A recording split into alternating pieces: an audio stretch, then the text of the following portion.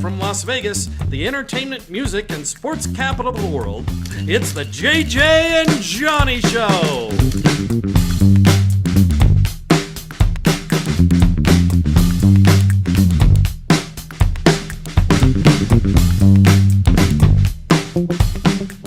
Episode 18 coming to you live from Las Vegas this beautiful Tuesday.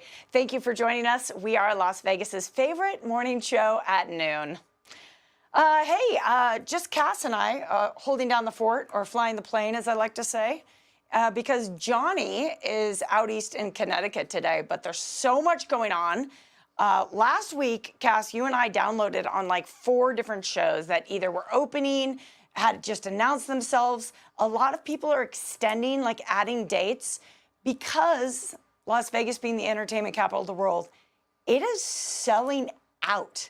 Like people, do you ever get this? People ask me like, has Vegas recovered from the pandemic? And I'm like, are you kidding? Absolutely. It definitely has. And I was so surprised. All these shows coming out with these dates so far in advance too. Like we're talking like springtime, like late winter. I'm like, wow. Yes, wow. Lots of 2025 dates, which leads me to one of the bands that we're going to deep dive on today.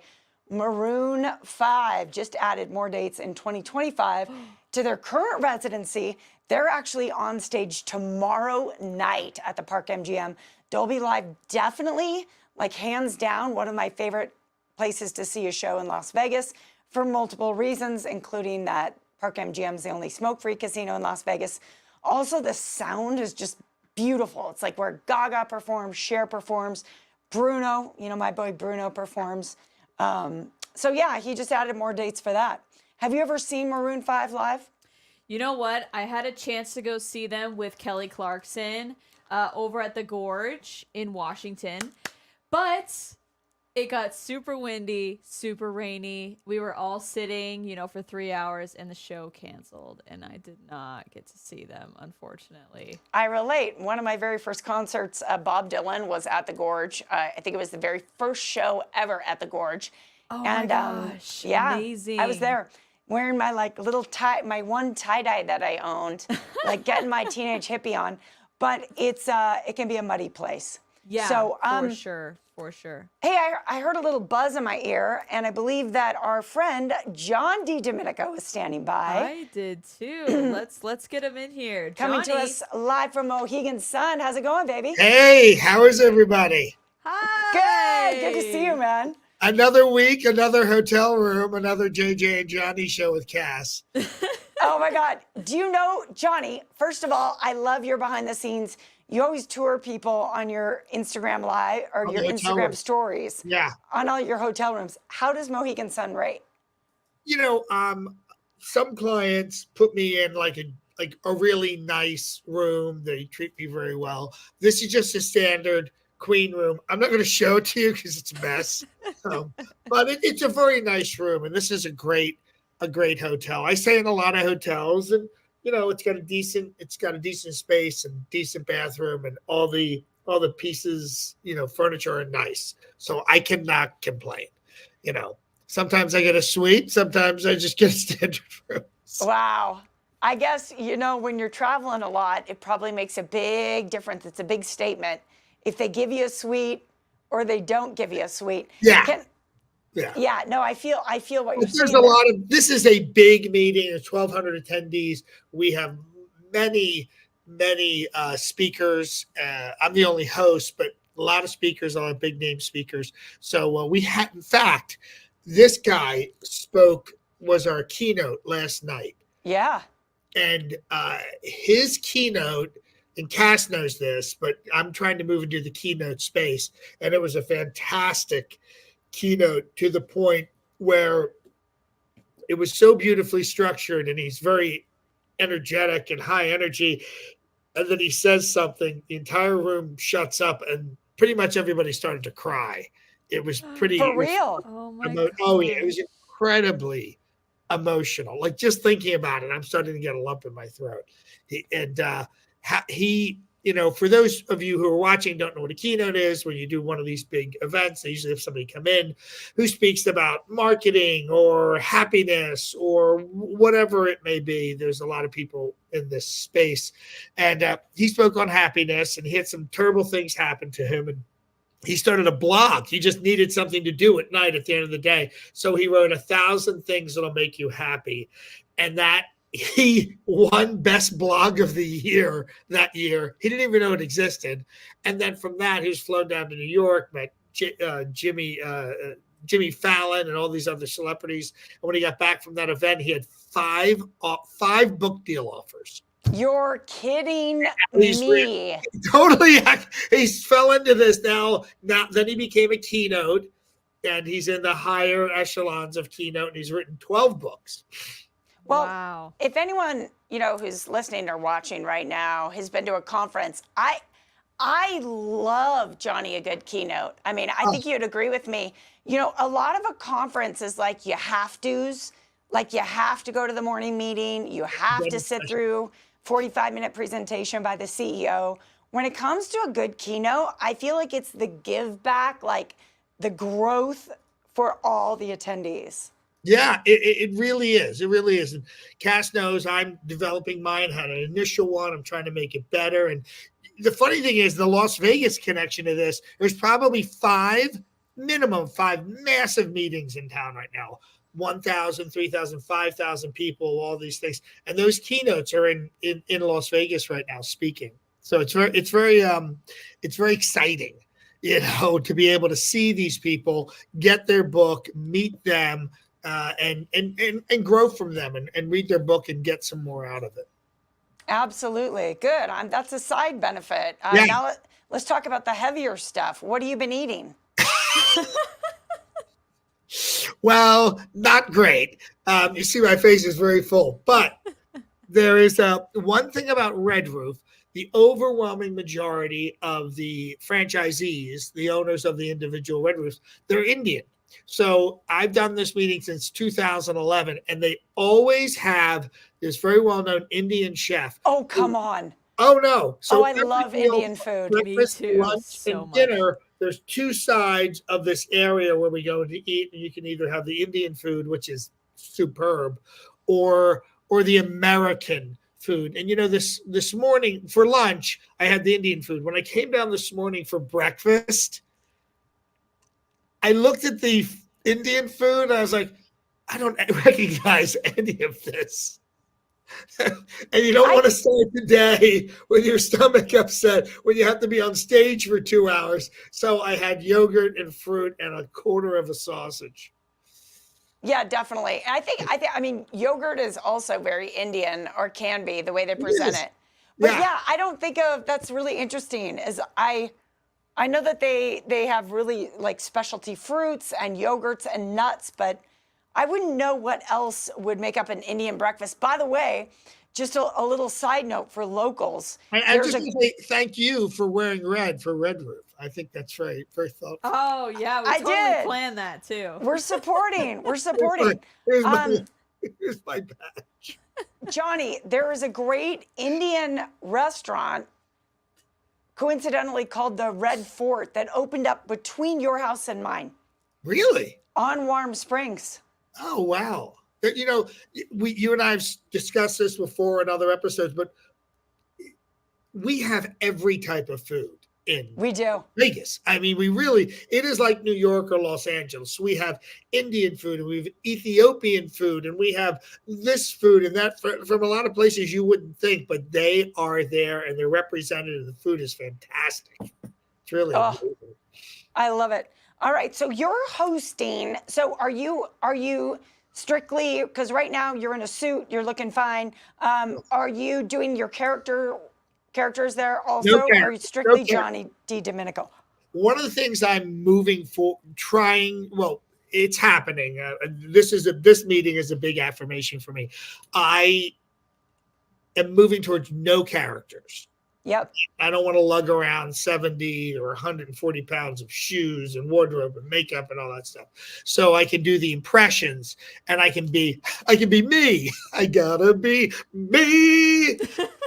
Which, quite frankly, The real Johnny D is really the biggest character of them all. Biggest character of them all. So yeah. I get to be me, and this was a 2-hour opening general session where I brought on a lot of the different VPs, and we talked about all the things that are happening in the company, and it was so light, as opposed to having to think as another character, think as Trump, the whole thing, or like as Dr. Phil or whoever. So I walked off stage very energized, as opposed to walking off and like being, oh my God, this is exhausting. Yeah.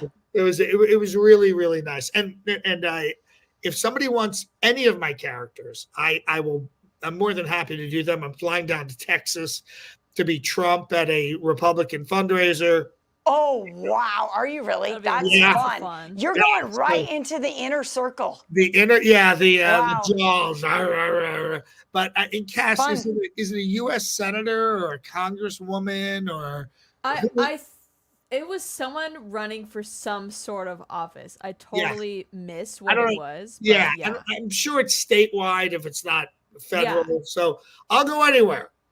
As Cass knows, every day, and something comes in, and I'm like, okay, making money. You're a good sport, and I tell you, remind me where your frequent flyer miles are on. Are they United or every airline United. At this point? Okay, most is United right now. So. That's the airline my mother flew for as a stewardess in the '60s. She was a stew baby. Oh, yeah. Yes. Oh, yeah. Michelle and I are going to Paris. I think it's in May of next year. Fabulous. To a big costume ball at Versailles. So what? Yeah, we've been invited by someone who attends it every year. So I've got to get you can rent it all there. So I'm going to get the powdered wig and the coat and the whole. I cannot wait to see the photos from that. Is extraordinary. I love that. So that's where we'll use those United points. That's a perfect use of them. I think a lot of people say that. They're like, I'm going to save up and go to Europe. Yeah. Right? That's the thing with airline points, for sure. This is definitely it. It's going to be very exciting. So I saw Tom Jones on Saturday night. I saw you trying to explain that to Cass. I finally learned who Tom Jones is. Yeah. Cass didn't know who Tom Jones was. I've been educated and brought into the culture of Tom Jones. I would say, and I'm not sure if you said this, where Elvis was, was a good-looking, kind of sexy guy, but he was kind of held back because of standards here on television and on radio. Tom Jones. He was just moving around in those tight pants in the late 60s, and the women were going wild. Let me tell you, I really feel that he just unleashed something for white people. Do you know what I mean? Really, like if you look if you look at the era of like my parents, when their parents certainly they were gathered around watching Lawrence Welk. Yeah, and that was, like a banjo number was about as funky as they got. Yes. But then you bring in Tom Jones, who obviously just had a lot of other influences and really had a lot of numbers that incorporated more of a soul sound. Yeah, exactly. He had said he had a big influence from Motown and a lot of the blues artists, and he kind of harnessed that, made it poppy, but it really kept, he kept, there's a lot of integrity in his music. And to this day, he'll travel, he'll go visit these African-American singing groups and bands and everything else. And they welcome him because he took the best part, and then kind of inculcated it into his music and just delivered something that was really like a punch. Because even when I was a kid and I would see him he had his own show for a while. He did. It was just different. Women swooned, even in the sketches on the show. You know what I realized, because seeing him sing some of those numbers as an 82-year-old man, obviously it was very nostalgic. His voice, Johnny, I don't know how his voice is Sounds so good. still Yeah. there. That's shocking. Now, the body, the physical movement, it's not there like it was, right? So, I mean, plus he's like an 82-year-old man. So you're not getting the effect of the performance, Oh no, but the voice is intact. the amazing about it is, his voice, what you just said, is still intact. That is amazing.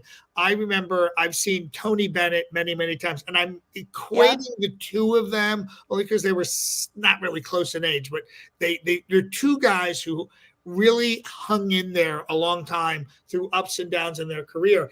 And Tony Bennett and Tom Jones had something unique in that their sons became their managers and revived their careers. No Really? kidding. I had no because idea. for Tony Bennett, it was unplugged. He came back and did an unplugged show, and his son set that up. His son knew, because we got to go to MTV, and Tony Bennett was like, MTV, but he said, no, there's a way we can do this and bring in some other artists. And Tom Jones' son did essentially the same thing. He kind of revived and found that audience that still wanted to see him. Well, I would guess so I didn't know. I knew it with Tony Bennett. I didn't know that with Tom Jones, but I would bet you he was behind the sex bomb, like that era. I think around 2000, Tom kind of had a resurgence. And it really is. It's like taking that same, because the messaging of like, what's up, pussycat, it doesn't translate to today. Like, a lot of the lyrics at that time that came off as really charming, it sounds just kind of like a little bit misogynistic. Well, these days, I have to say, if I remember correctly, Burt Bacharach wrote "What's New, Pussycat." 90% sure, and I love Burt Bacharach. I've seen him in concert multiple times before he passed away, but many of his songs do not hold up. Wives should always be lovers too. I mean, not that song. That song's gotta go. Yeah, that song makes me be mad. Waiting at the door. Do you know this song, Cass? No, but I can imagine. Yeah, no, that song's gotta go. No, that whole era of like women are dolls and cut the meal, be pretty when I get home, and go in the bathroom, toots, and put on your lipstick. Now it just doesn't translate. So no, they're great songs and the music's great, but it's definitely from a very specific era in America. Yeah. Hey, can we show you something that's very modern and very current when it comes to seducing women? Yeah, sure. Okay, because we wanted to share this with you. I want to know. Exactly. Well, you'll get this. I don't know if you've seen him, but Adam Levine. So Maroon 5's on stage tomorrow night, Friday, and Saturday. I've seen them. They just extended their residency. Oh, yeah, you guys went to a show, huh? Great show. Let's take a look.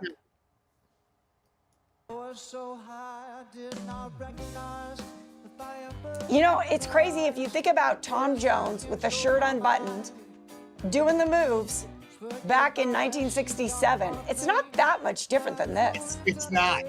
And, women love Adam Levine. I mean, it's crazy. Women love Adam Levine. Yeah. He had his shirt off, I'd say half of the show when we went to see him. You look at him, he's like real thin. Would you say he's ripped? Is he ripped? He's ripped. I mean, how do those abs? How do you keep a flat body like that? But I mean, performing, you can imagine. Well, what is it? I think there's multiple guys in the band. I've always found this interesting. Like the lead singer is like a really good looking guy. He's totally ripped. The guitarist. Bands where there's like everybody in the band, is super hot. But that guy, good Lord. And didn't he get in trouble? Like he was commenting. Yeah, he did. So I was having a hard time not thinking about that, to tell you the truth. So he's married to this beautiful model. Beautiful. And I know beautiful. Just I know they have kids. Lovely woman. So what happens when you find out someone that you admire or, think is fantastic on screen, on stage? What happens when you find out that they are messaging other people behind their spouse's back, or perhaps, we don't know if it just ended at messaging. It might have gone further. Your heart kind of breaks, right? A little bit? Well, you're saying to me, like, what do Yeah. I think? It's the reality of the situation is I remember seeing the, I forget which band it was, Def Leppard. And during their concerts, they were having sex with audience members. So Wait. Lay out the logistics of that. So they would take a break and then somebody would do a solo. And during that time, they had a roadie or somebody gathering women. And during the show, because they had they were in the round, and underneath is where they were making. Okay, I know men love I sex. remember hearing that like, and thinking, wow, they shouldn't even wait till the show's over. That's a little bit messy. Do you know what I mean? I'm just thinking, that's fine.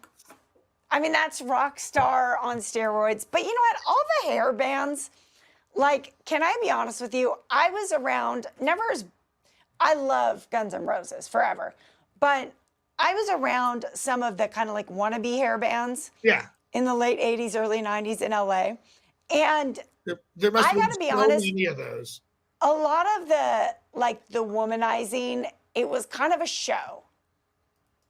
Do you know what I mean? Like they had to put on that reputation for the good of their name, for the business. Right. Well, here's what I'm going to say about that. In a way, it's disappointing. Because I watched the Architectural Digest tour of their home, and that's where I saw his wife, and he was professing how much he loved his wife. And when you hear these things, it is disappointing. And then and also Dave Grohl, I think this past week from Foo Fighters. Yeah. He was having an affair or a couple of affairs. But my thought is always this. These guys are in bands. Women have been throwing themselves at these guys probably from the time they were in late teens because they were in bands. I always think of Tiger Woods. Like, dude, you're on the road. You can have anyone you want at any time. So I always feel it's somewhat of a facade, different than what you meant. But that, like, if you know you're going to be doing that, don't get married. Oh, yeah. Don't get married. Oh, yeah. I'm still not over Tiger Woods. I'm so on the side of his wife. Who? Tiger Woods had 34 different women he was sleeping with. And you know what? His wife was too good for him. Boom. And his wife I don't like it. Absolutely just stunning. She looked like a statue. She was just so beautiful. But why cause all that pain and faithful? And, you know what? I totally agree with you. Like, if you're a player, be a player. Yeah.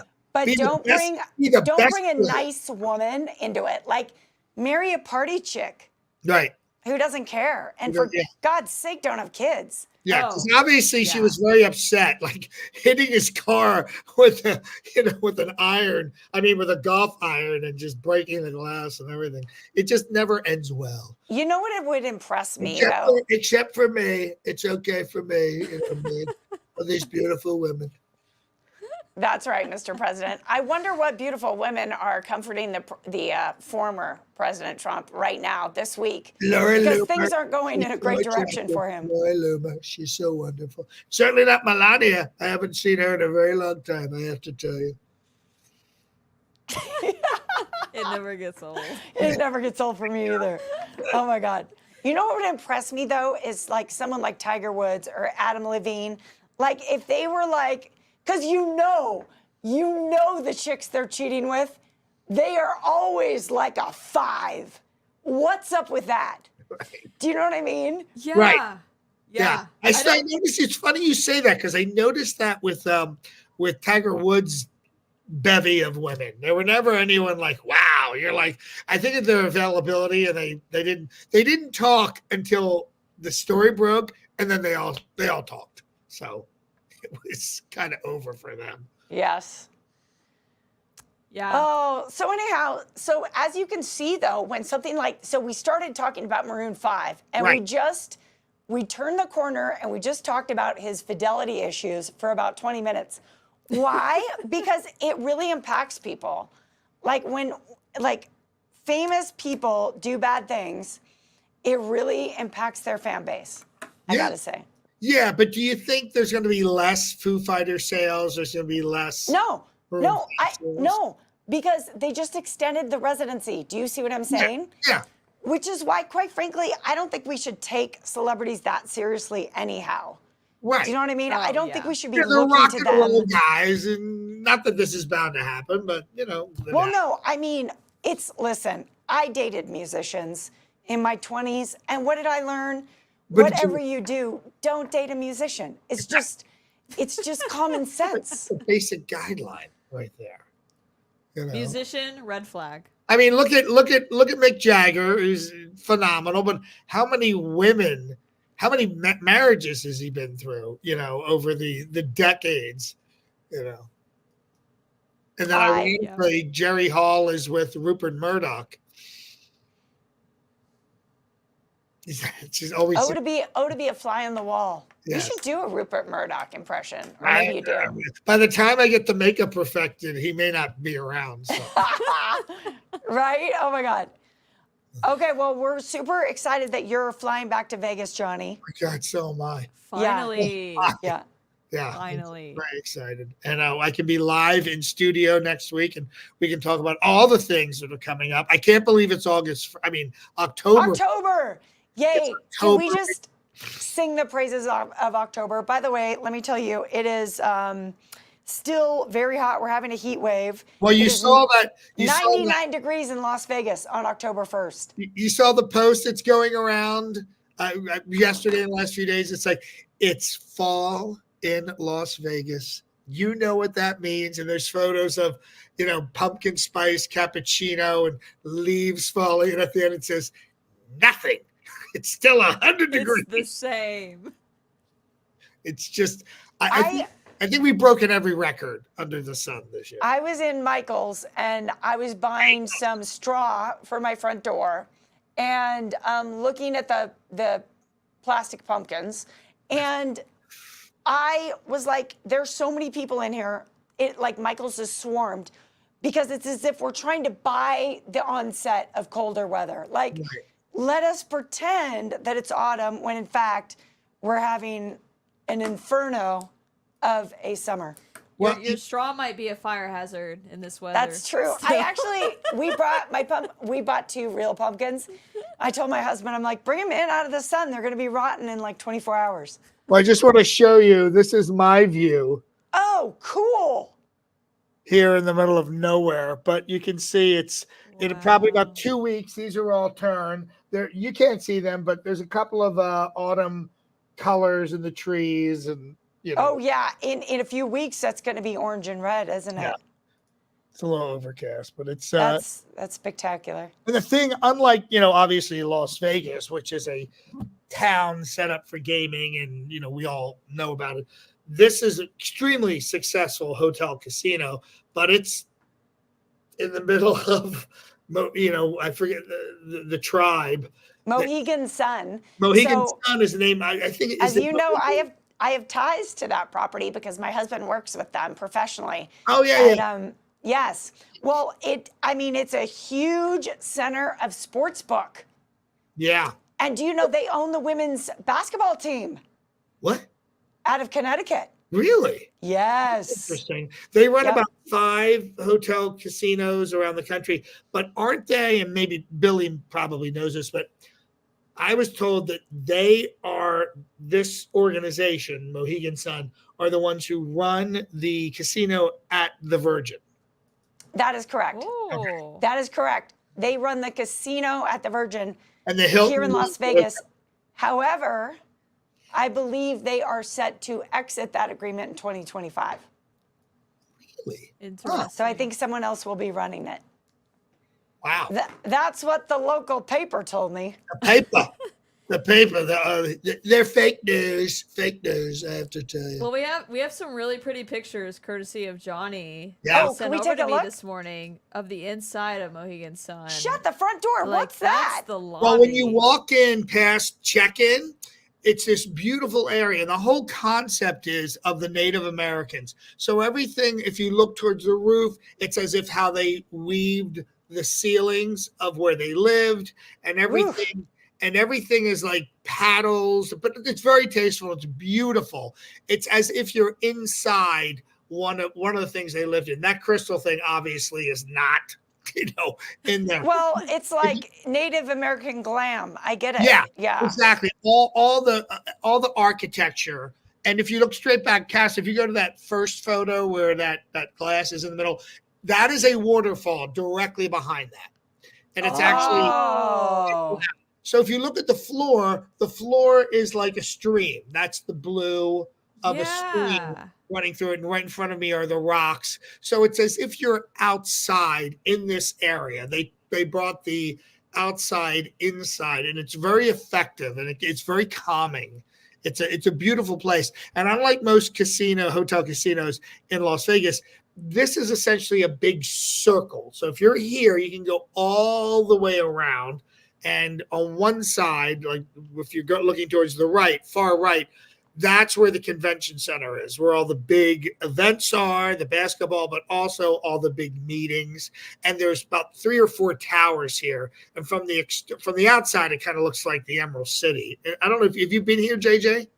So, I've never been, and I've heard about this spot so many times for so many reasons, because it's really one of the big gathering places as far as casino and gambling in the Northeast. It is. It's huge. It really is a big, beautiful property, and people come from all around to do getaway weekends and to just have a great time. Because I worked in Atlantic City for years. I'm originally from outside of Philadelphia. I lived in South Jersey, worked in Atlantic City, and when this place opened, there was like a drop in business in Atlantic City. Wow. Because it took those people from part of New York and Connecticut and Mass and Vermont and Rhode Island who would usually trek down. And you could see it. And you can also see why they did such a beautiful job. And I think Foxwoods was either first or second, which was another Native American hotel casino. Hey, I don't mean to put you on the spot, but can I? Yeah, sure. I was just wondering, I don't know if President Trump happens to be like in the hotel today, but just wondering the feelings he might have on the vice presidential debate happening tonight. Well, I'm very excited. I think J.D. Vance is going to do an absolutely fantastic job. I told him to keep reminding people they're eating the dogs, they're eating the cats, they're eating the pets. Also, the fact that a loaf of bread, you need a license and $16 to buy a loaf of bread. So I've been prepping him. I've been playing. Tim Walz. Tim Walz. What a weirdo.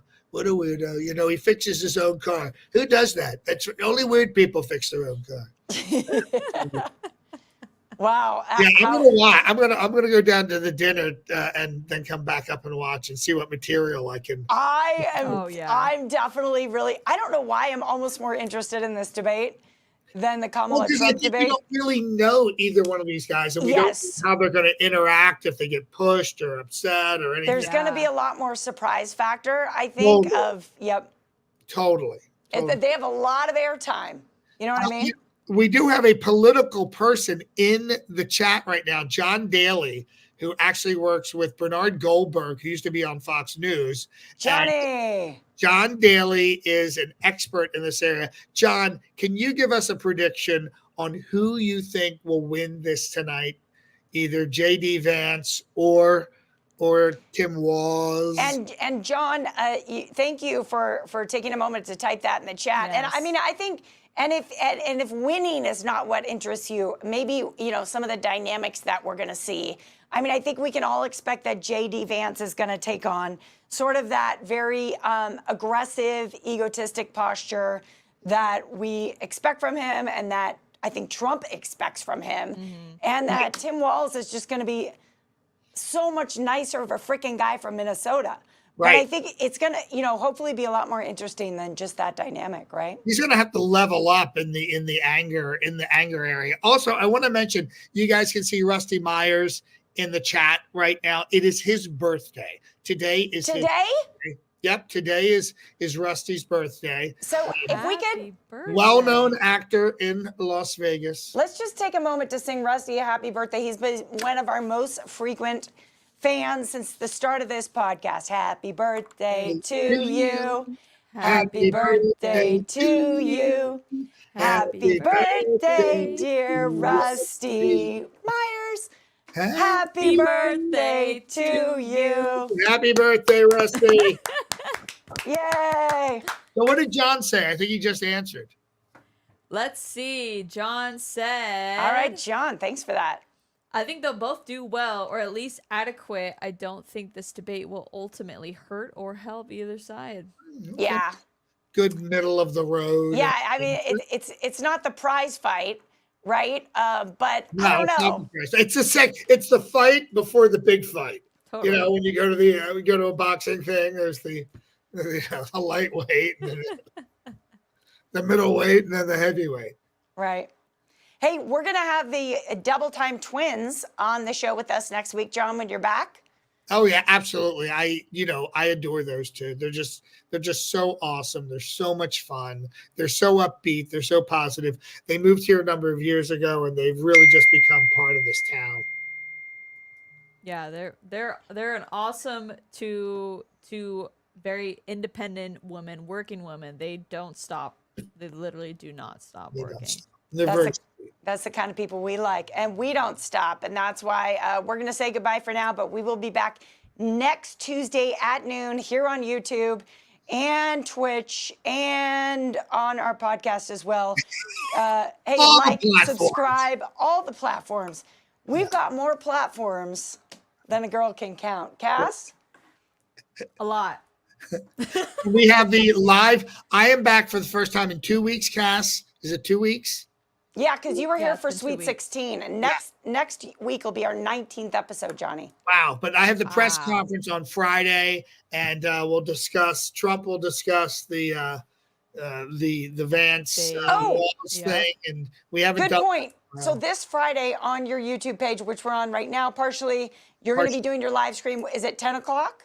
It is 10 a.m. Pacific, 1 p.m. in the East.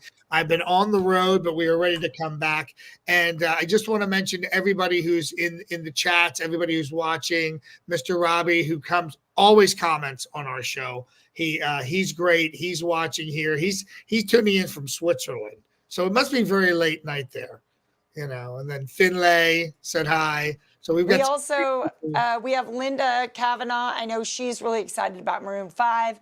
She's going to be getting tickets. Again, that show's tomorrow night, Friday, and Saturday, with new dates announced in 2025 as well. Linda is saying Maroon 5 is unbelievable live. They really are. They put on a great show. Yeah, I've heard nothing but good things about that show. Yeah, and I like how it's not in a massive venue. It's at the MGM. Is it the Dolby Theater? Live? Don't you love the Dolby Live? I do. I've seen it. Saw Bruno Mars there. Saw Lady Gaga there at the jazz show, and it's a decent size. It is not too big. I don't want to say it's intimate, but it's like right beyond intimate. And it's classy. It's got those big old escalators, and I don't know. It's just kind of a classy joint. Plus, you can always go walk through Italy and get something to eat or drink before. That's something to do with dough. Dough being baked. Yes, you can get a 20. By the way, I'm still a little mad though at their. I got like a $25 piece of rectangle pizza. Oh, yikes! 5? Really? Have you, just since we're talking about Italy and people in Las Vegas have probably been there, the one in Las Vegas is different than the one in New York. I know. And if you have a chance, if you're in New York, check the one out in New York. It's 4 or 5 stories. And on top, there's a rooftop bar, which they keep pretty much open unless it's unbelievably cold. But it is so cool to be on top of the city overlooking Union Square's Park. But I will also say the Italy in Los Angeles, right on the edge of Beverly Hills in Century City, is extraordinary. Not quite to New York standards, but again, multi-floor. There's a lot of different kind of sit-down restaurant options and kind of those amazing little grocery nooks of all those products that come right from Italy. Yeah, unique products from Italy, and it could be an espresso machine or the little teapot or something. They sell a lot more hard stuff in New York. So that's always very cool. Yeah, New York and the hard stuff. Boy, a lot going on in New York right now. Yeah, and a lot going on in Including Las Vegas. the return of Saturday Night Live, which was fantastic. I don't know if you saw it. Gene Smart was guest last Saturday. It's a fantastic episode. Everyone should watch. I would agree to disagree on that one. So. You watched it? Yeah, I stayed up late, which I shouldn't have done because I was on the East Coast. So I thought it was a little flat. I thought it was a little flat. Did you? Okay. Yeah, Well, they had like 4 months to come up with, really cutting edge comedy. And it was if they wrote a bunch of the sketches that afternoon. No one seemed totally familiar with the material. And I think a lot of things just didn't fall flat. They just didn't hit the mark. I was surprised. I mean, and Maya Rudolph was great. There's no arguing that. I mean, but they really, really, really, really could use you playing Trump on that show. Thank you. I appreciate that. Yes. Somebody said that in the comments. Like, that for real. Like, it's kind of like, hello. I didn't feel that way. Although I watched the show later on YouTube. Yeah. So I watched it one sketch at a time. And as I often do, the news, like Weekend Update, is always one of my favorite sketches. 100%. It seems to be like the anchor of the show, which it never was. But, I was talking to somebody about this. SNL still has cultural relevance after 50 years because I had a number of people say, this summer when the whole thing happened with Kamala, and they said, "Ooh, who's going to play Tim Walz?" Which was Jim Gaffigan. And God, he's good at that. Oh yeah, he's so good as Walz. Yeah, I want to see him more. And I just thought it was interesting that it still has the relevance in the sense that people go, "Ooh, who's going to, like, in 2 months, who's going to do this?" So that shows it's still kind of the fabric of comedy in the U.S. And it'll be interesting to see the movie. I just really, the more people are on that when you have solid talent, every year that you stay, I love you more. Like, I love Kenan Thompson. All he has to do is, like, not even speak, just kind of like be there on camera, and I start laughing. I love Chloe Fineman. I think she's incredibly talented. Yeah, she's a gem. Yeah. She did a parody of the Inventing Anna story called Inventing Chloe, which was a filmed bit, which I didn't see it. Very strong. It is so incredibly funny. She does the voice, the whole bit. It's brilliant.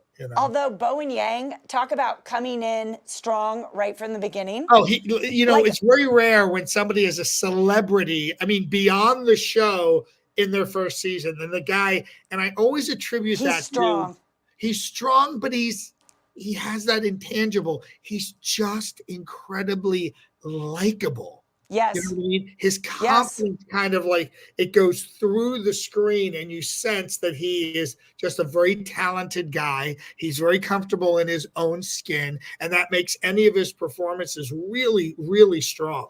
Yeah, so and he kind of like skirts the edge of appropriateess. Like, but he doesn't. That's he's where the charm magic combination.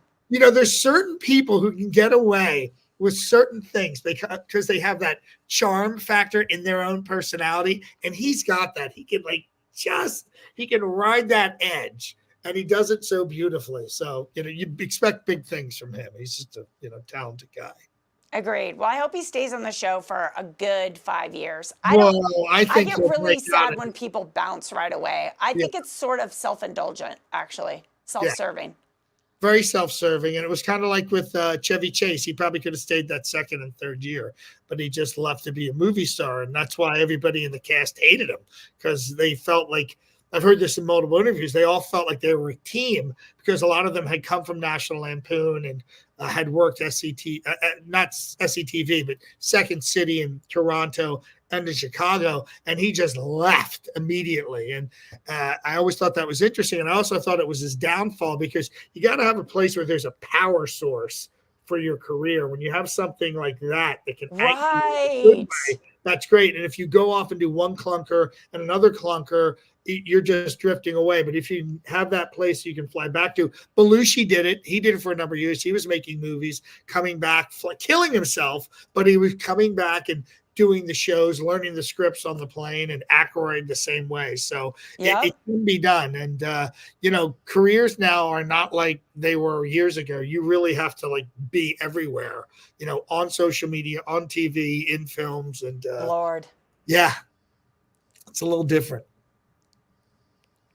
Amen. Yeah, at Mohegan Sun. All right, guys. Well, we went off on another tangent, which is what we're really good at here. We're really good at this. And I just want to say to Cass and to JJ, you are awesome. Yeah. You are awesome. Love you guys.